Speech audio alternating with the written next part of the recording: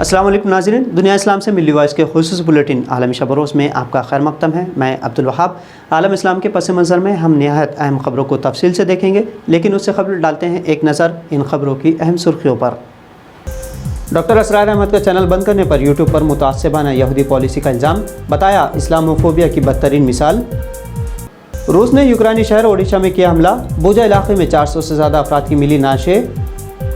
Ukraine जंग के बाद रूस पर यूरोपीय मालिक का शिकंजा कसने की तैयारी, जर्मनी, फ्रांस और लिथुआनिया ने दर्जनों रूसी सिफारतकारों को किया बरतरफ। अफगानिस्तान में अब मंशियात की तिजारत पर पाबंदी आयद, पोस्त की काश्त करने पर होगी जेल।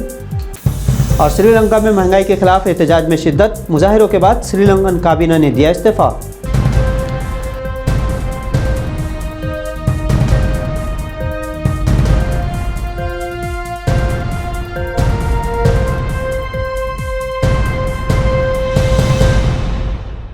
मारूफ इस्लामी स्कॉलर डॉक्टर असरार अहमद के चैनल को यूट्यूब ने गुज़िश्ता हफ्ते बंद कर दिया है। चैनल बंद होने पर आलमी सतह पर यूट्यूब के ख़िलाफ़ मुसलमानों में गुस्सा है। चैनल पर पाबंदी लगाने के सिलसिले में मुख्तलिफ स्कॉलर्स ने तशवीश का इजहार किया और कहा कि डॉक्टर असरार अहमद के चैनल पर पाबंदी लगाना इस्लामोफोबिया की बदतरीन शक्ल है। ये करोड़ों सारिफ़ीन का हामिल चैनल है जो इस्लाम दुश्मन क़ुव्वतों की आँख में खटकता था।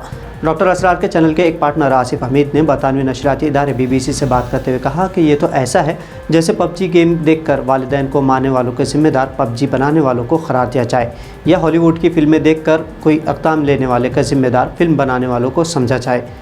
दूसरी जानिब यूट्यूब ने यहूदियों के हफ्तावार जरीदे द ज्यूज़ क्रॉनिकल को बताया कि डॉक्टर असरार अहमद के चैनल को नफरत अंगेज़ तकारीर से मुतालिक पॉलिसी की खिलाफ वर्जी करने पर हटा दिया गया है। द ज्यूज़ क्रॉनिकल का दावा है कि अमरीका में यहूदियों की इबादतगाह में लोगों को यरगमान बनाने वाला मुलजिम डॉक्टर असरार अहमद की वीडियो देखता था। नाज़रीन, अगली खबर यूक्रेन से है, जहां साहिली शहर ओडिशा में ईंधन के डिपो को रूस की जानिब से निशाना बनाया गया है, जिसके बाद शहर में कई धमाकों की आवाज़ें सुनी गई। आलमी खबर रसा इदारे रॉयटर्स के मुताबिक रूस की जानिब से हमले के बारे में कोई सरकारी इत्तला जारी नहीं की गई। AFP की खबर के मुताबिक धमाके सुबह 6 बजे के करीब स्ट्रेटेजिक साहिली शहर सनती इलाके में हुए और कम से कम 3 मकामात पर सियाद हुए और शोले देखे गए। इसके अलावा रूसी फोर्सेस के कीव से इनखला के बाद करीबी इलाकों बूजा और एरपिन में 400 से ज़्यादा अफराद की लाशें बरामद होने की भी इत्तलात हैं। इधर यूक्रेन की वजारत दिफा ने कहा कि रूसी फ़ौज जो कीव के इर्द गिर्द इलाकों से पीछे हट गई थी, उसने इनखला से कबल सैकड़ों बारूदी सुरंगें बिछा दी थी, जिससे शहरियों को मोहतात रहने की अपील की गई है। यूक्रेनी फ़ौज का दावा है कि उसने 640 से ज़ायद बारूदी सुरंगों को नाकारा बना दिया है, जो रूसी फ़ौज ने अपने इनखला से कबल एरपिन में बिछाई थी। यूक्रेन के बोजा इलाके में रूसी फोर्सेस के मज़ालिम और 400 से ज़्यादा लाशें मिलने के बाद कई यूरोपीय मालिक ने पीर के रोज़ अपने यहाँ से रूसी सिफारतकारों को बरतरफ कर दिया है। रूस ने भी जवाबी कार्रवाई करने की धमकी दी है। जर्मन हुकूमत ने 40 रूसी सिफारतकारों को नापसंदीदा अफराद करार दिया है। जर्मन वज़ीर ख़ारजा एनालिना बेरबॉक ने इन सिफारतकारों को मुल्क से बरतरफ करने का ऐलान भी किया। बेरबॉक ने कहा कि जर्मन हुकूमत अब मज़ीद बर्दाश्त नहीं करेगी। जिन सिफारतकारों को बरतरफ किया गया है उन्हें 5 दिनों के अंदर जर्मनी छोड़ देना होगा। ये सिफारतकार मुबैना तौर पर रूसी इंटेलिजेंस सर्विसेज से वाबस्ता थे। रूसी वज़ारत ख़ारजा की तर्जुमान मारिया ज़खारोवा ने जर्मनी हुकूमत के इस फैसले को बदनीयती पर मबनी इक़दाम करार दिया। आपको बता दें कि यूक्रेन में जंग के बाद से अब तक 40 लाख से ज़्यादा अफराद मुल्क छोड़ चुके हैं। अफ़गान तालिबान ने मुल्क में अफ़ीम की तिजारत पर पाबंदी आयद कर दी है। तालिबान तर्जुमान ने कहा कि पोस्त की काश्त करने वाले किसानों को जेल भेजा जा सकता है और उनकी फसल को जला दिया जाएगा। पोस्त का इस्तेमाल हीरोइन की तैयारी में किया जाता है। तालिबान की जानिब से जारी हुक्मनामे में हीरोइन के अलावा हशीश और शराब की तिजारत को भी गैर कानूनी करार दिया गया है। अफ़गानिस्तान पोस्त पैदा करने वाला दुनिया का सबसे बड़ा मुल्क है।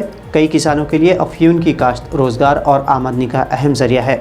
ये वाज़ेह नहीं कि लाखों किसानों की आमदनी के इस ज़रिए के मुतबादिल के तौर पर तालिबान हुकूमत के पास क्या मनसूबा है। महंगाई की मार झेल रहे श्रीलंका में मरकज़ी काबीना के अरकान ने इस्तीफ़ा दे दिया है। हुकूमत मुखालिफ मुजाहिरों में इजाफे के बाद श्रीलंका के सदर और वज़ीर आज़म के अलावा तमाम 26 वज़रा ने अपने इस्तीफ़े जमा करा दिए। सदर के घर के बाहर मुजाहरे पुरतशद्दुद रंग इख्तियार कर चुके हैं, जिसके बाद श्रीलंका में हंगामी हालात नाफिज है। वीकेंड पर मुल्क भर में कर्फ्यू नाफिज किया गया था, लेकिन मुल्क भर में फिर भी हज़ारों अफराद सड़कों पर निकल आए, जिसके नतीजे में कई 100 गिरफ्तारियाँ भी हुई। एहतजाजी तहरीक को अपना पैगाम फैलाने से रोकने के लिए सोशल मीडिया पर भी पाबंदी आयद कर दी गई थी। वेब मॉनिटरिंग सर्विस के मुताबिक श्रीलंका में फेसबुक, यूट्यूब, ट्विटर, इंस्टाग्राम और व्हाट्सएप ब्लॉक नज़र आए। श्रीलंका में महंगाई इंतहाई उरूज पर है, जिसके सबब यहाँ खुराक, अद्वियात और ईंधन की शदीद किल्लत हो चुकी है। अलजायर हुकूमत ने मुक़द्दस माह रमज़ान के आगाज़ पर 1000 से ज़ायद मुजरिमों को माफ़ कर दिया है। عرب ممالک میں رمضان میں عام قیدیوں کی معافی کا رواج ہے۔ الجزائر صدر عبدالمجید تبو نے جمہوریت نواز حریک احتجاج تحریک سے تعلق رکھنے کے الزام میں حراست میں لیے گئے 70 افراد کی معافی کا بھی حکم دیا۔ احتجاج سے منسلک 70 قیدیوں کو اس ہفتے عارضی طور پر رہا کر دیا گیا تھا اور اب وہ کیس کی سماعت کا انتظار کر رہے تھے۔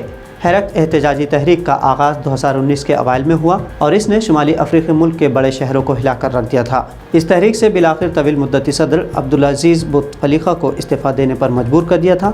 مارچ 2020 میں کورونا وائرس وبا کے باعث مظاہروں کا سلسلہ روک دیا گیا تھا۔ زیر حراست افراد کے حقوق کے لیے کام کرنے والی ایک تنظیم کا کہنا ہے کہ الجزائر میں تقریباً 300 افراد حریک احتجاجی تحریک، صحافت یا ایکٹیویزم کے باعث اب بھی زیر حراست ہیں۔ تو ناظرین، ملی وائس کے عالمی شب و روز بلیٹن میں یہ تھی اہم دنیا کی خبریں۔ آپ کو خبریں کیسی لگی؟ آپ کی رائے کمنٹس کے ذریعے ہم تک ضرور پہنچائیں۔ اور اب عبدالوہاب کو اجازت دیجیے، آپ دیکھتے رہیے ملی وائس کی دیگر خبریں۔ اللہ حافظ۔